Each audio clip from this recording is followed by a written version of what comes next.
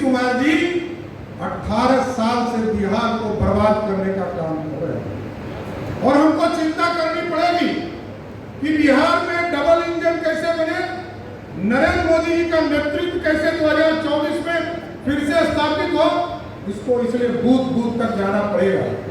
18 साल में नीतीश कुमार ने बिहार को बर्बाद करके रख दिया और अगर बिहार को फिर से आबाद करना है तो बिहार में डबल इंजन की सरकार चाहिए और यह सरकार उस तरीके की चाहिए जिसमें केंद्र में मोदी की सरकार हो और बिहार में भाजपा की सरकार हो।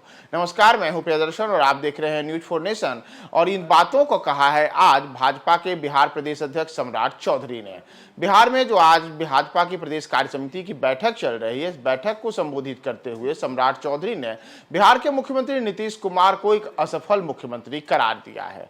उन्होंने इतना ही नहीं कहा, उन्होंने यह भी कहा है कि बिहार को तो नीतीश कुमार ने बर्बाद कर दिया और अपने 18 साल के शासनकाल के दौरान नीतीश कुमार ने कोई एक ऐसा काम नहीं कर पाया जिससे बिहार किसी स्तर पर बेहतर हो, बल्कि बिहार को हर जगह पर केवल बदहाली का सामना करना पड़ा है और इसके एकमात्र कारण नीतीश कुमार हैं।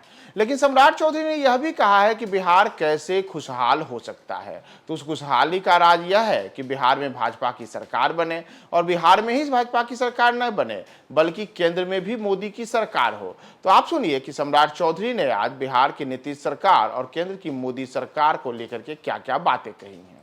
और कार्य समिति के सदस्यों से यही आग्रह करने के लिए आज आप लोग बैठे कि नरेंद्र मोदी जी के 9 साल जो बेमिसाल हुआ है, इसको नीचे जमीन तक बूथ तक पहुंचाने का काम करना है साथियों। और बताना भी है कि बिहार में यदि एयरपोर्ट नहीं बन पा रहा तो इसके लिए कौन जिम्मेदार है। यहाँ रामकृपाल जी बैठे हैं, शाहनवाज जी बैठे हैं।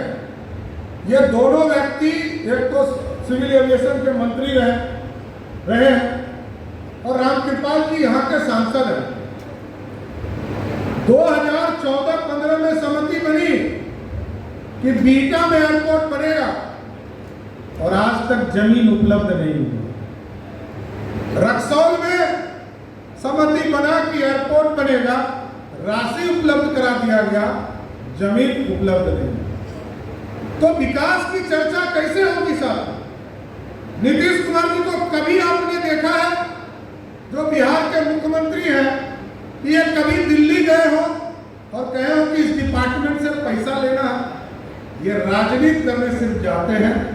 कभी बाल काटकर उन्होंने पहुंचाया था, उस मेडिकल जांच उसका हुआ कि नहीं ये तो नहीं पता है, लेकिन आपको ये जरूर समझना पड़ेगा कि नीतीश कुमार जी 18 साल से बिहार को बर्बाद करने का काम कर रहे हैं और हमको चिंता करनी पड़ेगी कि बिहार में डबल इंजन कैसे बने, नरेंद्र मोदी जी का नेतृत्व कैसे 2024 में फिर से स्थापित हो, इसको इसलिए बूथ बूथ तक जाना पड़ेगा।